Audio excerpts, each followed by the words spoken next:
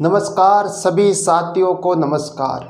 Y के study centre 2.0 पे हम बात कर रहे थे 1857 की क्रांति के बारे में। क्रांति के बारे में हमने पहले पढ़े क्रांति के कारण कि कारण कौन कौन से क्रांति होने के। ऐसे तो कोई क्रांति होती नहीं है, कुछ ना कुछ तो कारण होंगे। तो कारण में हमने पढ़े थे सहायक संधि पढ़ी थी, एक तो 1803 की, एक 1718 की आश्रित पारतम्य की जो संधि पढ़ी थी वो भी एक कारण माने जाते हैं। और राजाओं के मामलों में गोरों के द्वारा या अंग्रेजों के द्वारा हस्तक्षेप करना आदि कारण पड़ते थे। आर्थिक शोषण भी किया था इन गोरों ने। तो ये सभी कारण थे। अब बात करते हैं, एक आता है राजपूताना रेजिडेंसी।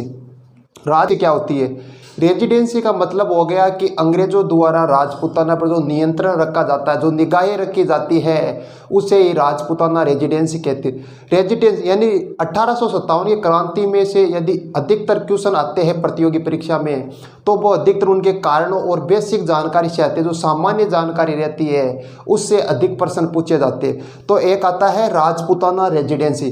राजपूताना रेजिडेंसी आता है तो पहला क्वेश्चन आता है कि इस रेजिडेंसी की स्थापना कब हुई और स्थापना किसने की। तो पहले आता है, हम बात करते हैं राजस्थान की। यह हो गया राजस्थान। अब राजस्थान में आ गई राजपूताना रेजिडेंसी। राजपूताना रेजिडेंसी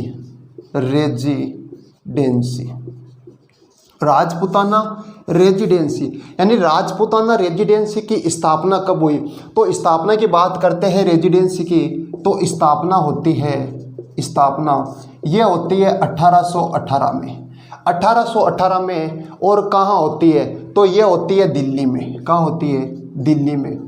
कि राजपूताना रेजिडेंसी की स्थापना दिल्ली में होती है। चलो यहाँ तक तो आ गया समझ में। लेकिन आगे का प्रश्न आता है कि जो राजपूताना रेजिडेंसी रहती है इसका जो प्रमुख या प्रमुख अधिकारी कह सकते हैं या मुख्य अधिकारी या प्रधान कह सकते हैं, उस प्रधान को क्या कहा जाता है? तो लिखते हैं कि प्रधान या जो मुख्य अधिकारी रहता है, मुख्य अधिकारी कि प्रधान या जो मुख्य अधिकारी रहता है इस रेजिडेंसी का, उसे क्या कहा जाता है? उसे कहा जाता है रेजिडेंट ऑफ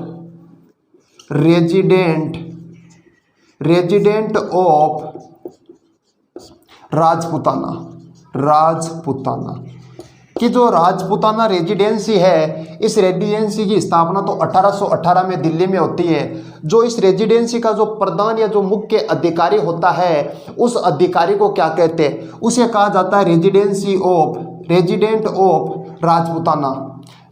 ऑफ राजपूताना कहा जाता है। अब अगला प्रश्न आता है कि प्रथम रेजिडेंट ऑफ राजपूताना कौन है? कि प्रथम रेजिडेंट ऑफ राजपूताना कौन है, यानी प्रथम कौन है इसमें? प्रथम रेजिडेंट कौन है? प्रथम रेजिडेंट कौन है? तो उसका नाम है डेविड ओक्टरलोनी। डेविड ओक्टरलोनी। ये हो गया, यानी स्थापना हो गई 1818 दिल्ली में। प्रधान या जो मुख्य अधिकारी रहता है उसे रेजिडेंट ऑफ राजपूताना कहा जाता है। और प्रथम रेजिडेंट ऑफ राजपूताना कौन है? तो वो हो गया डेविड ओक्टरलोनी हो गया। एक तो ये हो गया डेविड ओक्टरलोनी, किसकी स्थापना 1818 दिल्ली में। यदि दिल्ली पर गोरे बैठे हैं और दिल्ली से इस पर नज़र बांध के रखे हैं राजपूताना पे, तो दिल्ली हो गई दूर, थोड़ी कठिनाई आती है। तो इन्हें सोचा कि क्या करें कि हम राजस्थान में ही अपनी स्थापना कर देते हैं। जो रेजिडेंसी है, तो हम कह सकते हैं राजपूताना जो रेजिडेंसी है इसकी स्थापना अपन राजस्थान में कर देते हैं, तो हमें इनमें निगरानी रखने में सुविधा होगी। तो ये क्या करते हैं कि अब राजस्थान में आएंगे। राजस्थान में कहाँ आएंगे? राजस्थान में आएंगे अजमेर में। अजमेर मेरवाड़ा कि राजस्थान में इस रेजिडेंस की स्थापना करेंगे अजमेर मेरवाड़ा में। और मेरवाड़ा में कब करते हैं? तो ये करते हैं 1832 में। कब करते हैं? 1832 में इस रेजिडेंस की स्थापना करते हैं अजमेर में कहाँ? अजमेर मेरवाड़ा कि अजमेर मेरवाड़ा में करते हैं इस रेजिडेंसी की स्थापना। कब करते हैं? 1832 में करते हैं। ठीक है, यानी 1832 और 1818 यानी 1832 तक तो यहाँ गोरे कहाँ रहते थे? दिल्ली में रहते थे। और 32 के बाद में अब आ जाते हैं अजमेर मेरवाड़ा में। तो आगे का प्रश्न आता है कि यहाँ बात करते हैं कि जो प्रधान या मुख्य अधिकारी रहता है इस रेजिडेंसी का दिल्ली में, उसको क्या कहते हैं, उसे कहते हैं रेजिडेंट ऑफ राजपूताना कहते हैं।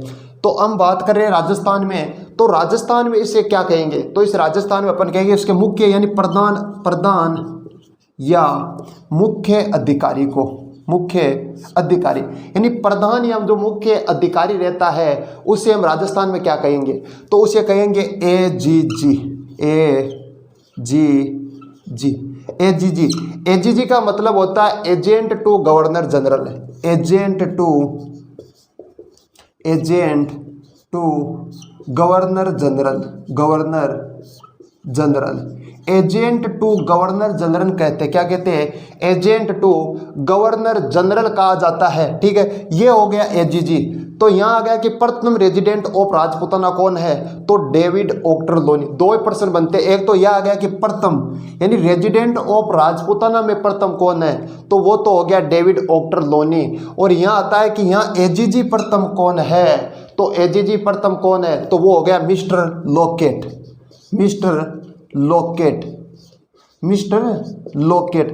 लोकेट हो गया एजीजी प्रथम। यानी अजमेर मेरवाड़ा या राजपूताना में जो प्रथम AGG agent to governor general है वो कौन सा लोकेट है, तो वो मिस्टर लोकेट है, वो हो गया मिस्टर लोकेट। ये हो गया डेविड ऑक्टरलोनी प्रथम। दोनों में कंफ्यूज नहीं होना है। ये तो हो गई दिल्ली में 1818 में स्थापना होती है, तब है ये रेजिडेंट ऑफ राजपूताना प्रथम डेविड ऑक्टरलोनी।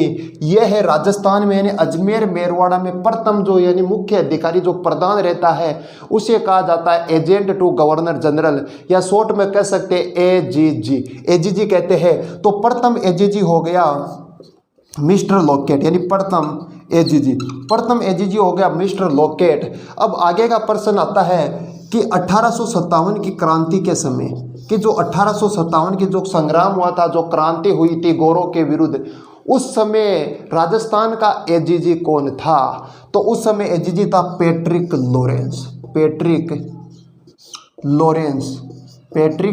लॉरेंस। ये हो गई सामान्य जानकारी रेजिडेंसी, यानी रेजिडेंसी से संबंधित जो भी प्रश्न बनेंगे सभी को एक जगह निचोड़ कर दिया। यानी स्थापना 1818 दिल्ली में होती है, प्रधान या जो मुख्य अधिकारी रहता है उसे रेजिडेंट ऑफ राजपूताना कहा जाता है। प्रथम resident of Rajputana David Ochterlony हो गया। आगे आते हैं तो अजमेर में इसकी स्थापना होती है 1832 में, और अजमेर में इसका जो प्रधान या जो मुख्य अधिकारी रहता है उसे एजीजी कहा जाता है, एजेंट टू गवर्नर जनरल कहा जाता है। तो प्रथम एजीजी कौन है, प्रथम एजीजी हो गया मिस्टर लोकेट हो गया प्रथम। और राजस्थान में बात करते हैं क्रांति के समय यानी 1857 की क्रांति के समय एजीजी कौन था, तो वो था पैट्रिक लॉरेंस। ये हो गई राजपूताना रेजिडेंसी।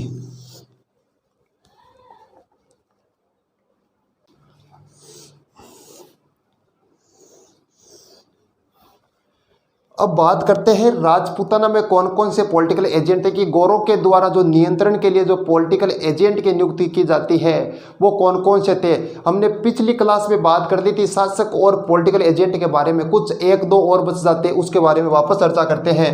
तो पॉलिटिकल एजेंट यानी पॉलिटिकल एजेंट पीए, पॉलिटिकल एजेंट ये हो गया पीए। इधर आता है मारवाड़ का शासक के बारे में बात कर ली, यानी तख्त सिंह होता है। शासक की पहले बात कर लिया, पॉलिटिकल एजेंट दिखते हैं एक बार कि मारवाड़ का पॉलिटिकल एजेंट कौन है, तो मारवाड़ का हो गया मेक मोशन। मारवाड़ का मेक मोशन हो गया। इधर आता है मेवाड़, तो मेवाड़ का हो गया सावर्स। मेवाड़ का सावर्स हो गया। मेवाड़ के बाद में जालोर उदयपुर यानी जालोर के बाद सिरोही आता है। इधर आ गया सिरोही कि सिरोही का पॉलिटिकल एजेंट कौन है, तो सिरोही का हो गया मेजर हॉल हो गया सिरोही का। सिरोही के बाद में आता है भरतपुर कि भरतपुर का पॉलिटिकल एजेंट कौन है, तो भरतपुर का हो गया मॉरिसन। कौन सा सन, मॉरिसन। भरतपुर का हो गया मॉरिसन, भरतपुर का मॉरिसन हो गया। लेकिन कक्षा 12 की जो आती है माध्यमिक शिक्षा बोर्ड की किताब, उसमें लिखा हुआ है भरतपुर का पॉलिटिकल एजेंट, उसका नाम है निक्सन।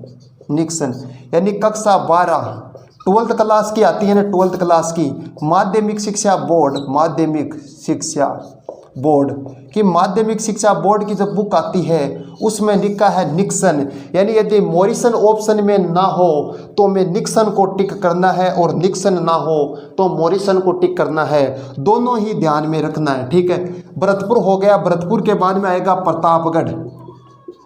प्रतापगढ़ कि प्रतापगढ़ का जो पीए है, पॉलिटिकल एजेंट है, वो कौन है प्रतापगढ़ का? तो प्रतापगढ़ का हो गया मेजर रॉक। मेजर रॉक हो गया प्रतापगढ़ का। प्रतापगढ़ के बाद में आएगा कोटा। कोटा का कौन सा हो गया? तो कोटा का हो गया बर्टन। मेजर बर्टन हो गया कोटा का। कोटा के बाद में आएगा जयपुर। जयपुर, ये जयपुर का हो गया मेजर ईडन। मेजर ईडन, ये हो गए पॉलिटिकल एजेंट। पॉलिटिकल एजेंट के बारे में बात कर ली। अब पॉलिटिकल एजेंट के बाद में आता है क्रांति के तत्कालीन कारण कि 1857 की क्रांति के तत्कालीन कारण कि तत्कालीन कारण का मतलब क्या हो गया? तत्काल का मतलब हो गया तुरंत, कि ऐसी क्या नौबत आ गई कि तुरंत ही क्रांति करनी पड़ी। पहले तो हमने पढ़े थे कारण, पहले क्रांति के सिर्फ कारण पढ़े थे, अब पढ़ेंगे सिर्फ क्या पढ़ेंगे? तत्कालीन कारण। कारण का मतलब हो गया कि असंतोष हो गया, यानी अंग्रेजों गोरों के विरुद्ध, राजाओं या जो भी रियासत है उनका असंतोष होना अंग्रेजों के खिलाफ, वो तो होते कारण। और तत्काल का मतलब हो गया जो तुरंत ही आ गई, यानी ऐसी तुरंत क्या नौबत आ गई कि रियासतों में जो भी सामंत थे, जो भी क्रांतिकारी थे, उन्होंने अंग्रेजों के विरुद्ध बिगुल बजा लिया, वो होते हैं तत्कालीन कारण। अब कौन कौन से तत्कालीन कारण आते हैं, सबसे पहले बात करते हैं। तो सबसे पहले हम पढ़ेंगे, एक आती है एनफील्ड राइफल। एनफील्ड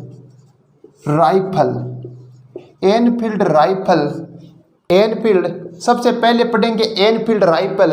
और एक आता है brown base rifle.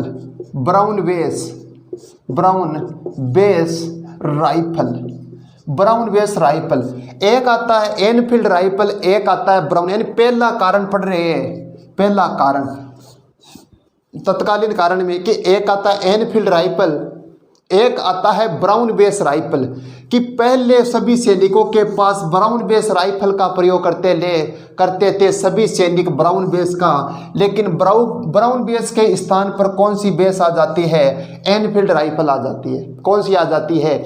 Enfield rifle आ जाती है ब्राउन बेस के स्थान पर। लेकिन जो एनफील्ड राइफल रहती है, इस राइफल को लोड करने से पहले जो इसका कारतूस होता है, कारतूस पर क्या होता है? एक तो सुअर, यानी एक तो गाय प्लस सुअर, गाय और सुअर का जो तेल रहता है, चर्बी का तेल, कि एनफील्ड राइफल को जब अपन लोड करते हैं, लोड करने से पहले जो कारतूस आता है, कारतूस के ऊपर जो खोल आता है, खोल के ऊपर गाय और सुअर के मांस यानी चर्बी का तेल लगा होता है। और उसे जब उसको कारतूस को खोलते हैं तो उसे मुंह से खोलना पड़ता है। तो मुंह से खोलेंगे तो उस पर तो गाय और सुअर की चर्बी का तेल रहता है, कोई मूंगफली का बीज नहीं है जो जेब में गाल के ऐसे भी दे लेते, ऐसे कारतूस को लोड कर लेते हैं। वो कारतूस रहता है जो एक खोल के अंदर आता है। यदि उस खोल को खोलना है तो उसे मुंह से खोलना पड़ेगा, और मुंह से खोलेंगे तो उस पर तेल लगा है, किसका? गाय और सुअर की चर्बी का। कि कितना भी गिर जाए हिंदू, लेकिन कभी भी गाय का मांस को हाथ तक नहीं लगाता, यानी खाता बिल्कुल भी नहीं है गाय के मांस को। तो इस कारण हिंदू सैनिक भी इससे नाखुश थे। और सुअर की बात करते हैं तो सुअर कि मुस्लिम जो भी सैनिक है तो सुअर को सबसे नीचा या सबसे गंदी चीज मानते हैं, इस कारण इसको भी नहीं छुएंगे। तो मुस्लिम और हिंदुओं के बीच में हो जाती है ये क्रांति शुरू, यानी दोनों मुस्लिम और हिंदू सैनिक जितने भी रहते हैं सभी कर देते हैं, क्रांति का बिगुल बजा देते हैं। और इन पर जबरदस्ती की जाती है कि आपको एनफील्ड राइफल का प्रयोग करना पड़ेगा। अब आगे आती है बैरकपुर छावनी। बैरकपुर छावनी का आता है मंगल पांडे। एक तो आती है बैरकपुर छावनी। बैरकपुर छावनी ये पड़ती है कोलकाता में। बैरकपुर छावनी पड़ती है कोलकाता में। और बैरकपुर छावनी के बाद में आती है मेरठ पड़ता है उत्तर प्रदेश में। और मेरठ के बाद में आगे पढ़ेंगे दिल्ली। ये हो गया दिल्ली, ठीक है। दिल्ली हो गई, मेरठ हो गई, बैरकपुर छावनी। देखो तीनों में कैसे कनेक्ट करते हैं। बैरकपुर छावनी का जो रहता है क्रांतिकारी, उसका नाम है कौन सा, पांडे है, तो उसका नाम मंगल पांडे है। मंगल पांडे पर जोर जबरदस्ती की जाती है कि तुझे एनफील्ड राइफल का प्रयोग करना है। किस राइफल का, एनफील्ड राइफल का प्रयोग करना है। मंगल पांडे कहता है कि साहब मैं जो पुरानी वाली राइफल है उसी का प्रयोग कर लूँगा, क्योंकि मंगल पांडे ब्राह्मण रह गया धर्म से, और ब्राह्मण तो गाय के मांस को छूना तो दूर, नाम तक नहीं लेते हैं। तो इसने मना कर दिया कि साहब मैं जो पहले वाली राइफल आती है उसी का मैं प्रयोग करूँगा, इसका नहीं करूँगा। मंगल पांडे मना कर देता है, लेकिन जोर जबरदस्ती की जाती है कि तुम्हें इसका प्रयोग करना ही पड़ेगा, इसका तुम्हें प्रयोग करना ही पड़ेगा। एक तो रहता है हडसन भी लिखा होता है और ह्यूसन भी लिखा होता है। हडसन कह दो या ह्यूसन कह दो। एक आता है बोग। कौन आता है, बोग। ये दो रहते अंग्रेज सैनिक, दोनों इस पर जोर जबरदस्ती यानी दबाव बनाते हैं। कौन से, पांडे पर, मंगल पांडे पर, कि तुम्हें एनफील्ड राइफल का प्रयोग करना पड़ेगा। लेकिन एनफील्ड राइफल का प्रयोग क्यों नहीं करता मंगल पांडे, क्योंकि उसके जो कारतूस रहते हैं, कारतूस के खोल पर गाय और सूअर की चर्बी का तेल लगा रहता है। इस कारण प्रयोग करने से मना कर देता है कौन सा, पांडे, मंगल पांडे मना कर देता है। लेकिन जबरदस्ती की जाती है कि तुम्हें प्रयोग करना पड़ेगा, दबाव बनाया जाता है पांडे जी पर। पांडे दबाव में आ जाते हैं, पांडे जी दबाव में आ जाते हैं और कहते हैं इन दोनों को कि लाओ बंदूक, कि लाओ और कारतूस दो मुझे, दो कारतूस लेता है। दोनों कारतूस के खोल के और बंदूक में लोड करके दोनों के खट दो गोली लगा देता है। एक तो हडसन के, एक लगा देता है बोग के। दोनों के गोली मार देता है। कब मारता है गोली, तो ये मारता है 29 मार्च को। कब मारता है, 29 मार्च 1857 को मार देता है गोली। और दोनों कौन से वासी हो जाते हैं, दोनों स्वर्गवासी हो जाते हैं। हडसन और बोग दोनों स्वर्गवासी हो जाते हैं। तो मंगल पांडे को पकड़ा जाता है और मंगल पांडे को फिर फांसी दे दी जाती है। मंगल पांडे को फिर फांसी दे जाती। जैसे ही फांसी की सूचना धीरे धीरे मेरठ छावनी पर तक पहुंचती है कि हमारे साथी सैनिक मंगल पांडे को फांसी दे दी गई है, तो तुरंत ही मेरठ छावनी में 10 मई को होती है क्रांति का बिगुल बज जाता है। और क्रांति सीधे सैनिक क्या करते हैं कि मेरठ के बाजारों को लूटते हैं, वहाँ के शासकों को लूटपाट करके पूरी छावनी को लूट लेते हैं, मेरठ वाली को, और बाजारों को लूट लेते हैं। उसके बाद कुछ कर जाते हैं दिल्ली को, कि दिल्ली की ओर रवाना हो जाते हैं। और दिल्ली का उस समय अंतिम मुगल बादशाह का नाम है बहादुर शाह सेकंड कह दो या बहादुर शाह जफर कह दो। बहादुर शाह जफर रहता है अंतिम मुगल बादशाह। क्या मुगल बादशाह इन सैनिकों की सहायता करेगा, क्या करेगा? इसलिए करेगा क्योंकि ये भी अंग्रेज़ों से नाखुश है। क्योंकि अंग्रेज़ों ने जो मुगल बादशाह के आगे जो बादशाह की उपाधि लगती है, इन गोरों ने कह दिया कि बहादुर शाह तुम्हें ये उपाधि शोभा नहीं देती है, इस उपाधि का तुम त्याग कर दो। एक ये भी कारण माना जाता है। दूसरा कारण माना जाता है कि डलहौजी, कौन सा हौजी, कि डलहौजी ने कहा कि तुम जो दिल्ली की गद्दी पर बैठे हो, इस दिल्ली के सियासत को तुम त्याग दो। 2 कारण ये हो गए। तीसरा कारण और आता है कि डलहौजी की एक नीति आती है, कौन सी नीति आती है?